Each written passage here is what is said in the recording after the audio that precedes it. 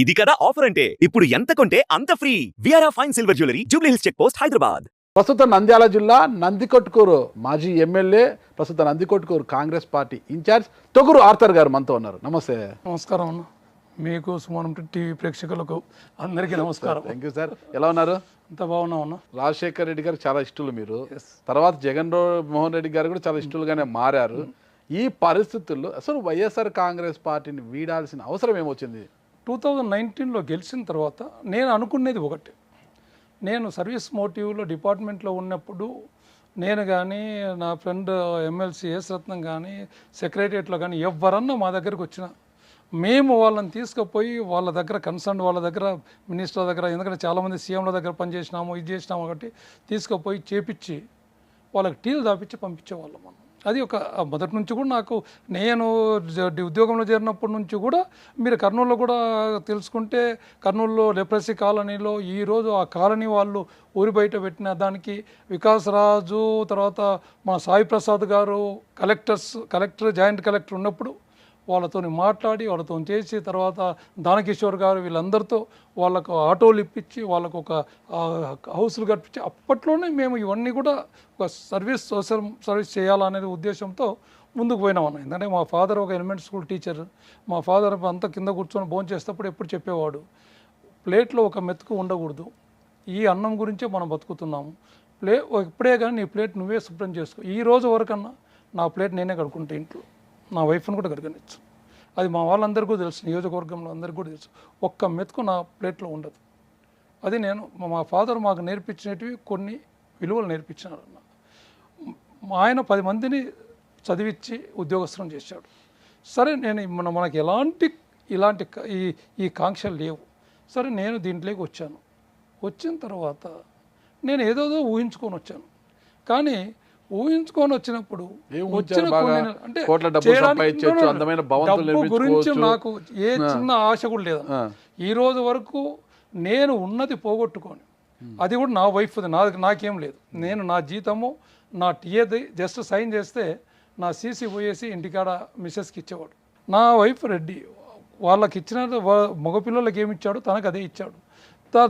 అది ఆమె కర్నూలు అక్కడ ఇక్కడ ల్యాండ్స్ తీసి పెట్టుకోండి అప్పట్లో పెట్టుకొని, అది మొన్న మేము ఎలక్షన్లప్పుడు 1 crore ఉండేది 63 లక్షలకు అమ్మినాం. ఈరోజు అది 4,20,00,000 పర్ ఎకర్. అంటే నాకు ఎంత లాస్ అన్న. నేను నయా పైసా ఎక్కడే కానీ నా దాంట్లో లేదు. ఎన్నిసార్లు Sajjala Ramakrishna Reddy you are the స్టేట్లో నంబర్ 1 అని సజ్జల రామకృష్ణారెడ్డి గారు చెప్పారు. ఇంత నంబర్ 1 మీరు ఎందుకు పార్టీ మారారంటే? అదే చెప్తానన్నా. సీఎం గారు అయితే శ్రీదేవమ్మ కొడుకు పెళ్ళికి వచ్చినప్పుడు ఫ్లైట్ దిగితేనే హెలికాప్టర్ దిగి మేమంతా బొకేలిస్తుంటే నా దగ్గరకు వచ్చి అందరూ ఆల్ మినిస్టర్స్ ఉన్నారు. ఆ రోజు పెళ్లికి పెద్దిరెడ్డి రామచంద్రారెడ్డి గారు వచ్చారు, వేమిరెడ్డి గారు వచ్చారు, అనిల్ కుమార్ యాదవ్ గారు వచ్చారు, బుగ్గన రాజేంద్రనాథ్ రెడ్డి, గుమ్మన్న, మా ఎమ్మెల్యేలము మొత్తం ఉంటే అందరి ముందు నా కాడికి వస్తేనే ఆర్తరన్నా నువ్వే 10 సార్లు ఎమ్మెల్యే, ఆర్తరన్నా నువ్వే 10 సార్లు ఎమ్మెల్యే అన్న అని 3 సార్లు అన్నాడు ఆయన పోయే లోపల. దాని గురించి వదిలిపెడతాను, మీరు అడిగిన దానికి నేను చెప్తా. నేను డబ్బు సంపాదించుకోవాలనో ఇదేనో ఉంటే ఇంత ఖర్చు పెట్టుకొని 3 నెలలకే రిజైన్ చేస్తాను బయటకు వచ్చిన నేను. ఎందుకంటే అప్పుడు ఎంపీటీసీ జడ్పీటీసీ దానిలలో వేమిరెడ్డి ప్రభాకర్ రెడ్డి గారు, అనిల్ కుమార్ గారు వచ్చి నాకు ఏమీ లేకుండా ఆల్ బీఫామ్స్ ఇన్ఛార్జ్ సిద్ధార్థ రెడ్డికి ఇచ్చినప్పుడు నాకు అవసరం లేదు, నేను ఉండను, నాకు ఈ రాజకీయాలు సరిపోవు, నా వద్దు అని చెప్పేసేసి ఆ రోజు ఎంటైర్ మీడియా, మీరు కర్నూలు వాళ్ళని అడగండి, ఎంటైర్ మీడియా మన ఇంటి దగ్గర ఉందన్న. మీరే కదన్నారు నా విజయానికి కావచ్చు, నందికొట్కు నియోజకవర్గంలో వైసీపీ జెండా రెఫరెండం కారణము బైరెడ్డి సిద్ధార్థ 25 ఏళ్ల కుర్రాడు ఉన్న విషయం ఈ రోజు కూడా మాట్లాడుతున్నాను. దాని మీద నేనేం దాని మీద ఎన్నికపోవట్లేదు. కానీ నీ పవర్స్ అన్ని గుంజుకోవడం అన్న. నేను కూడా ఒక police officer, senior police officer. నేను వచ్చింది ఎందుకు వచ్చింది? ప్రజలకు సేవ చేయనీకి వచ్చాను, ప్రజలతో చేయనీకి వచ్చాను. మీరు నా దాన్ని గుంజుకొని అన్ని మావే, పవర్లు మావే, మీరు మావే, నువ్వు డమ్మీగుండు అంటే నేను ఎందుకన్నా ఉచితగానే పెట్టుకోవచ్చు కదా, నాకేం అవసరము? అతనికి కూడా ఒక క్యాడర్ ఉంటుంది, అతని సొంత నియోజకవర్గం చెప్పి అతను న్యాయం చేసుకోవాలి. మీకు ఎమ్మెల్యే పదవి ఉంది, అతనికి ఒక ఇన్ఛార్జ్ పదవి ఉంటే అతను వర్గానికి న్యాయం చేసుకోవాలనుకోవచ్చు కదా. మరి అట్లా అనుకుంటే మిగతా అన్నిటి కూడా అట్లే ఉండాలి కదా. మా ఒక్కదానికేనా? ఎస్సీ కాన్స్టిట్యున్సీలో ఒక్కదానిలోకేనా? మిగతా అన్నిట్లలో కూడా పెట్టాలి కదా. ఒక మైనార్టీస్లో కానీ బీసీలలో కానీ ఓసీలలో కానీ కూడా ఇన్ఛార్జీలు పెట్టాలి కదా. అంటే వాళ్ళకి బ్యాకప్ ఎవరు కదా. ఇప్పుడు శిల్పా చక్రపాణి రెడ్డి గారు ఆయన సొంతము, కాటసాని రాంభూపాల్ రెడ్డి గారు ఆయన సొంతము, కాటసాని రామరెడ్డి గారు, శిల్పా రవిచంద్ర కిషోర్ రెడ్డి గారు, కంగాటి శ్రీదేవి, ఎవరిని తీసుకున్నా ఇండిపెండెంట్. కానీ మీ దగ్గర వచ్చినప్పుడు మీరే అన్నారు కదా నా గెలుపుకు విజయానికి మరి అటువంటి వాళ్ళని చూస్ చేసుకోవచ్చు కదన్నా. నన్ను ఎందుకు తీసుకున్నారు? డబ్బులు మనవి, తిరిగినాము, రాత్రి పౌరులు కష్టపడి కరోనా టైంలో నేను చేసిన దానికి నాకు world book of London Guinness book achievement award వచ్చింది. మరి మనం చేస్తేనే కదన్నా ఈ రోజు వరకు. కానీ ఓకే, నో ప్రాబ్లం. మీకు ఏదన్నా ఉంటే ఇప్పుడు మనం ఉన్నారు, ఇప్పుడు కలెక్టర్ దగ్గరకు పోతే కలెక్టర్కి అంతా నేను పెద్ద నేను చీఫ్ సెక్రటరీ రిటైర్ అయిపోయి వచ్చాను, నువ్వు కలెక్టరే కదా, నేను చెప్పింది నువ్వు చేయని ఒక రిటైర్డ్ కలెక్టర్ మాట్లాడితే వింటారన్న కలెక్టర్ పవర్స్ కలెక్టరే. రాజ్యాంగంలో డాక్టర్ బాబాసాహెబ్ అంబేద్కర్ గారు ఎస్సీలకు ఏమి పవర్స్ ఉన్నాయి, ఎమ్మెల్యేలకు ఏం పవర్లు ఉన్నాయి, ఎంపీలకు ఏం పవర్లు ఉన్నాయి, మినిస్టర్లకు ఏం పవర్లు ఉన్నాయి, సీఎంకి ఏం పవర్లు ఉన్నాయని రాజ్యాంగంలో రాసినాడన్నా. దాన్ని తీసేసి మీరు మొత్తం వాళ్ళకి ఇచ్చేసి మరి నన్ను నమ్ముకున్న వాళ్ళు కూడా ఉన్నారు కదన్నా. మరి నన్ను నమ్ముకున్న వాళ్ళు కూడా ఉన్నారు కదా. క్యాడర్ ఉంది, సిద్ధార్థ రెడ్డి గారు క్యాడర్ ఉంది, మీరు న్యాయం చేసుకోవాలి, అతను న్యాయం చేసుకోవాలి. మరి ఇద్దరిని సరి చూసుకోండి, తీసుకోండి. నేనేం వద్దన్నోని కాదు కదా. నేను ఎప్పటికీ ఈ రోజు వరకు కూడా ఈ 5 ఏళ్లలో కూడా అన్నా, ఫస్ట్ ఒకసారి నేను రిజైన్ చేయడానికి మొత్తం ఎంటైర్ మీడియా వచ్చినప్పుడు దాంట్లో అంతా స్క్రోలింగ్లో వస్తుంటే అప్పుడు బొత్స సత్యనారాయణ గారు, పెద్దిరెడ్డి రామచంద్రారెడ్డి గారు, సుచరిత అప్పుడు హోమ్ మినిస్టర్ ఆమె, తర్వాత నారాయణ స్వామి గారు, చాలామంది ఎమ్మెల్యేలు మినిస్టర్లు వాళ్ళందరూ ఫోన్ చేశారు, ఎందుకు తొందరపడొద్దు అన్నీ సర్దుకుంటాయి అది ఇది. తర్వాత వేమిరెడ్డి ప్రభాకర్ రెడ్డి గారు మాకు ఇన్ఛార్జ్ ఉన్నాడు, ఆయన నాతో మాట్లాడినాడు. ధనుంజయ రెడ్డి గారు మాట్లాడారు, లేదు రేపు మీకు హైదరాబాద్లో మీటింగ్ పెడుతున్నారు, ముందు ఆ మీడియా పంపించేసేయండి, ఆ మీడియాలో ఒక్కొక్క దాంట్లో ఒక్కొక్కటి వస్తుంది చూడలేకపోతున్నాం అని చెప్పారు వాళ్ళు. సరే అని చెప్పేసి నేను మీడియా ముందు కూర్చొని ఇప్పుడు అధిష్టానము నన్ను రేపు హైదరాబాద్ రమ్మనింది. ఈరోజు బయలుదేరేసి వెళ్ళిపోతాను. హైదరాబాద్ శిల్పా చక్రపాణి రెడ్డి గారి ఇంట్లో మీటింగ్ మాకు మార్నింగ్ బ్రేక్ఫాస్ట్ శిల్పా చక్రపాణి రెడ్డి గారి ఇంట్లో రమ్మన్నారు, పోతున్నాను నేను అని చెప్పాను. అప్పుడు వేమిరెడ్డి ప్రభాకర్ రెడ్డి, అనిల్ కుమార్ రావాల్సింది సడన్గా ఏదో బాంబేలో ఏదో మీటింగ్ ఉందని చెప్పేసి, ఆయన మినిస్టర్ కదా అప్పుడు, ఆయన వెళ్ళిపోయినాడు, వీళ్ళిద్దరు వస్తారని చెప్పినారు. వేమిరెడ్డి ప్రభాకర్ రెడ్డి గారు వచ్చారు, ముగ్గురం టిఫిన్ చేసి, టిఫిన్ తర్వాత ఒక గంటన్నర మాట్లాడి నేను ఉన్న డూ జస్టిస్, న్యాయం చేస్తాము, సీఎం గారు కూడా అదే చెప్పారు, నేను మాట్లాడతాను, తొందరపడొద్దు, తొందరపడేది. ఆ రోజు నుంచి ఈ రోజు వరకు, మొన్నటి వరకు నేను ఎలాంటిది తీసుకెళ్ళా. 2022 డిసెంబర్ 30 సత్య రామకృష్ణారెడ్డి గారు పిలిపించారు. ఎందుకంటే పాములపాడులో ఒక మీటింగ్ పెట్టాను నేను. మీటింగ్ పెట్టి గడప మీటింగ్ జరుపుతుంది, మీటింగ్ పెట్టాను. మీటింగ్లో ఫుల్ పబ్లిక్ మాట్లాడేటప్పుడు ఇంకా నేను ఇదే లాస్ట్, ఇంకా నేను ఉండను, నాకు చాలా ఇది ఉంది అది ఇది. ఎందుకంటే సిద్ధార్థ రెడ్డి గారి తరపున ఉండేవాళ్ళు ఎవరు మన గడపకు రావట్లా. మిగతా ఎక్కడ నాకు గడపలో ఎక్కడ డిస్టర్బెన్స్ లేదన్న, వాళ్ళు ఎవరు రావట్లేదు. ఎందుకు ఇవన్నీ, నాకెందుకు, పీస్ ఆఫ్ మైండ్ నాకు కావాలా, నాకేం అవసరం లేదు అని చెప్పి నేను ఏదో ఇంకా 2-3 ఎమ్మెల్యేలు నందికొట్కూరులో మారినా వాళ్ళని ఎమ్మెల్యే ఉండే బాని గుర్తు ఉండేటట్లు నేను వర్క్ చేస్తున్నాను, చాలు, నా వర్క్ నాకు సాటిస్ఫాక్షన్ ఉంది అని చెప్పేసి నేను ఆ రోజు మాట్లాడినా. అది ఎవరో చిన్న వీడియో వైరల్ అయ్యి మొత్తం సీఎం ఆఫీస్కి అంత పోయింది. పోయినప్పుడు సీఎం గారు సజ్జల రామకృష్ణారెడ్డి గారితో చెప్పానంట.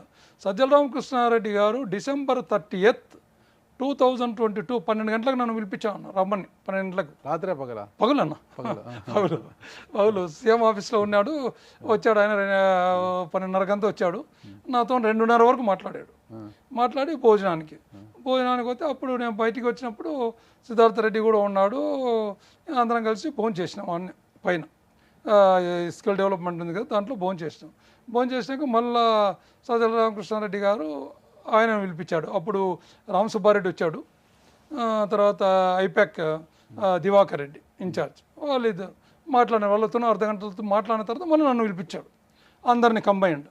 మాట్లాడినప్పుడు అంటే లేదు సార్ నాకు ఇంట్రెస్ట్ లేదన్నా, నేను ఇది ఉంటాను అంటే చెప్తే, లేదబ్బా నువ్వు అట్లా బాగున్నారు, ఇద్దరు కలిసి మంచిగా చేసుకోండి, అది ఇది వాళ్ళు కూడా అందరూ వస్తారు నీతో పాటు అని చెప్పాడు. వాళ్ళు కూడా అందరూ వస్తారు, నీది కంప్లైంట్ అదే కదా, వాళ్ళు రావట్లేదనే కదా, వాళ్ళు కూడా వస్తారు, ఇది నా కార్యక్రమం కాదు కదన్న, జగన్ రెడ్డి గారి కార్యక్రమం.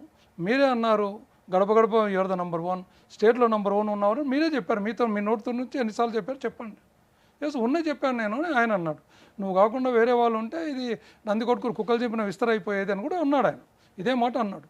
అంటే సరే అన్న ఓకే అని చెప్పేసి మళ్ళీ అందరిని కలిపి ఒక 3/4 గంట మాట్లాడి ఇంకా నేను సాయంత్రం బయలుదేరేసి వచ్చాను. వచ్చిన తర్వాత మళ్ళా 2023 ఇది 2022 డిసెంబర్లో జరిగింది.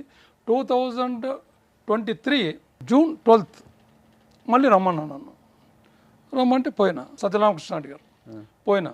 పోతే ఏం మళ్ళీ నువ్వు మళ్ళీ ఇదే అంటా ఉన్నావు, మళ్ళీ దానికే వచ్చినావు, ఐఎమ్ కౌంటింగ్ ఫర్ డేస్ అంటున్నావు, అది ఇది.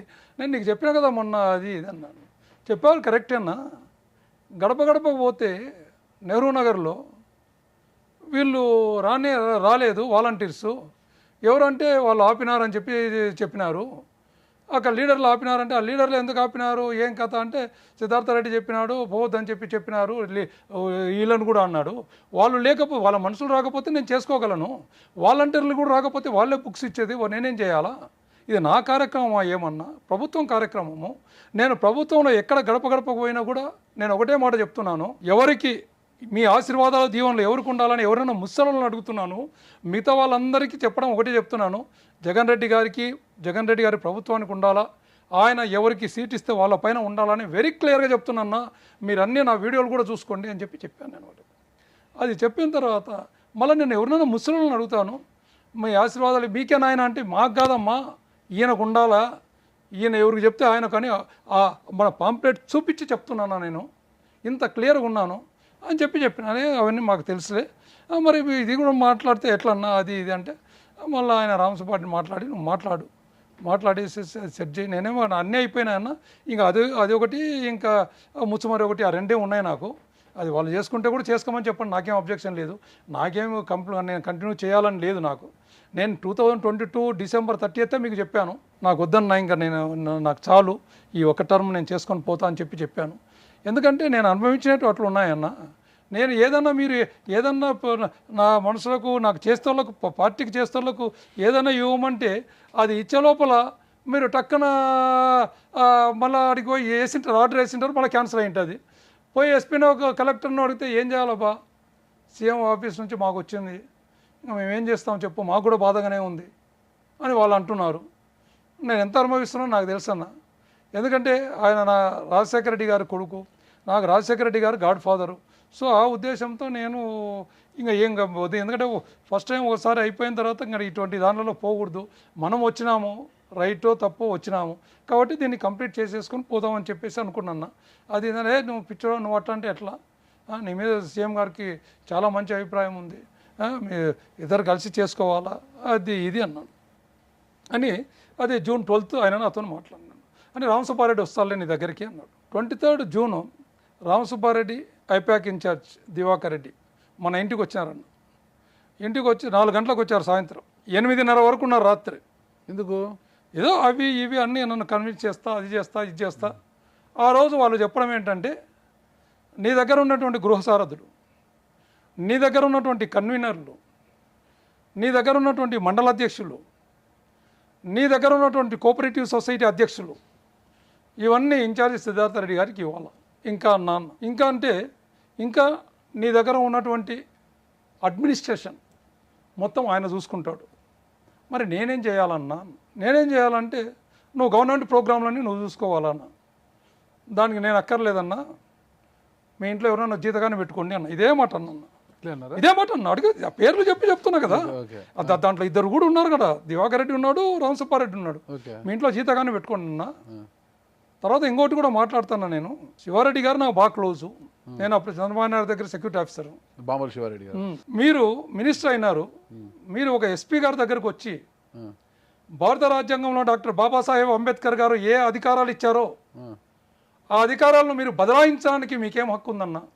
నువ్వు ఒక మినిస్టర్గా నాతో నువ్వు ఇవన్నీ ఇవ్వమని ఎట్లా చెప్తున్నారు? నేను ఇంకోటి కూడా చెప్తున్నా మీకు, మీరు ఏదన్నా కానీ సీట్ తీసేసుకోండి. నేను 2022 డిసెంబర్లోనే ఆయనకు చెప్పాను, 3 నెలలకే ఎలక్ట్ అయిన 3 నెలలకే నాకు ఈ పదవే వద్దని చెప్పేసి రిజైన్ చేయడానికి పోయినాను నేను. కాబట్టి మీరు నా గురించి మీరు ఇదే అవ్వాల్సిన పనుల సీట్ తీసుకొని ఎవరికైనా ఇచ్చుకోండి, ఇవన్నీ వచ్చి ఇట్లా అడగకూడదన్న.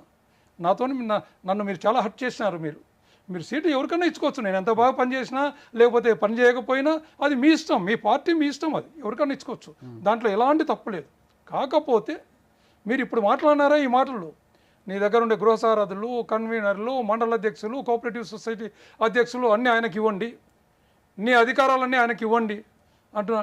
దానికి నేను ఒకటి సబ్మిషన్, నేను ఒకటి చెప్తాను అని చెప్పాను. ఎవరు? రామసుబ్బారెడ్డి గారు చెప్పన్నా అని. దానికి ఆయన ఏదో ఐప్యాక్ దివాకర్ రెడ్డి గారు ఏదో చెప్పనికి పోతే, నువ్వు గాలిన్నా చాలు కూర్చోండి, మీది ఐప్యాక్ కాదు క్యాష్ ప్యాక్ అని చెప్పిన. ఇదే మాట చెప్పిన, మా పేపర్లలో కూడా వచ్చింది, మా ఎమ్మెల్యేలు అందరూ కూడా గడప ఇదే మాట్లాడుకుంటున్నారు, మీది ఐప్యాక్ కాదు క్యాష్ ప్యాక్లే కూర్చో నువ్వు, లేకపోతే నందికొట్కూరులో ఆర్థర్కు వ్యతిరేకత ఉందని రాస్తారా మీరు? ఇదే మీది రాసేది. పోయి సర్వేలలో అన్నింటిలో ఎవరు వచ్చింది? ఆర్థర్ 80% పైన వచ్చింది. ఏ సర్వేలు చేసినా కూడా మీ సర్వేలలో కూడా వచ్చింది నాది 80% పైన. మరి ఎట్లా రాస్తారన్నా మీరు? లేదు అట్లా రాలేదు, నాకు తెలుసు అన్న, అన్నీ తెలుసు, అందుకనే మిమ్మల్ని క్యాష్ ప్యాక్ అనేది మీతో నేనేం మాట్లాడదలుచుకోలేదు అన్న. తర్వాత ఈయన ఉండి, లేదు అబ్బాయి పాండ్యం ఎమ్మెల్యే సీట్ అడుగుతున్నాడు, శ్రీశైలం ఎమ్మెల్యే సీట్ అడుగుతున్నాడు, లేకపోతే నంద్యాల ఎంపీ అడుగుతున్నాడు, కాబట్టి ఇవన్నీ మేము ఇప్పుడు ఇవ్వలేని పరిస్థితి ఉన్నప్పుడు అతనికి మనము ఏదన్నా ప్రోటోకాల్ కావాలి కదా. నాకు కూడా ప్రోటోకాల్ కాకపోతే నాకు ఆఫీసర్లు ఏం మాట వింటారు? నాకు ప్రోటోకాల్ కావాలంటే నావన్నీ తీసి ఇచ్చేస్తారన్న. ప్రోటోకాల్ కావాలంటే నావన్నీ తీసి ఇచ్చేస్తారా? మీరు ఏదైనా ఒక పదవి ఇచ్చేసి, ఒక ఎమ్మెల్సీ నుంచి ఒక మినిస్టర్ ఇచ్చేసేసి ప్రోటోకాల్ ఇచ్చేసేసి నో ప్రాబ్లం, నేను కూడా వెల్కమ్ చేస్తాను, ప్రాబ్లం లేదు. ఆయనకు ఫస్ట్ పదవి ఇచ్చేటప్పుడు మీ ఆఫీస్ నుంచి నన్ను అడిగారు, మీ లెటర్ లేదు కానీ మీకు ఇన్ఫర్మేషన్ ఇస్తున్నాము, ఆయనకు పదవి ఇస్తే మీకు ఏమన్నా, నాకు ఏ అబ్జెక్ట్, మీరు మినిస్టర్ ఇచ్చిన సంతోషపడే వాళ్ళలో మొదటి వాడిని నేను అని చెప్పినా, నేను మీ ఆఫీస్కి చెప్పినవాడిని నేను. అది మీకు తెలుసో తెలియదో, ఎవరికైనా తెలుసో తెలియదో, మీ వాళ్ళు నాకు ఫోన్ చేసి అడిగినప్పుడు నేను చెప్పిన వర్డ్ ఇది. సుమన్ టీవీలో మీ పర్సనల్ అండ్ బిజినెస్ ప్రమోషన్స్ కోసం కింది నెంబర్కి కాంటాక్ట్ చేయండి.